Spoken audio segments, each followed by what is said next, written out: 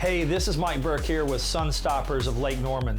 When you come in, we have on display all the films here when you walk in the showroom. When you come in, we have an invoice system that you fill out that has your name, address, phone number, and all of your information, what vehicle you have, and what materials that you decide to go with. We have all of them on display from our basic tints all the way to our ceramic tints.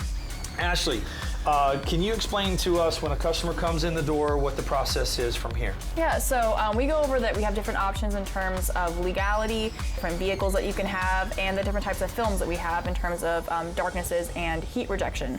We have 3 different types of film, like ceramics and carbon-based films, and we can go over that with the customers if they are looking for a film more so just for looks, or if they're going for heat rejection, and we discuss that with them. She'll put you in the calendar and the square. You'll get a text message and an email to confirm your appointment. If you're getting paint protection work done here, a lot of times we have a loaner vehicle that works out very well. Yep. She's the reason this store is actually getting such great Google reviews. If you have any questions, please give the shop a call, and Ashley will be glad to help you.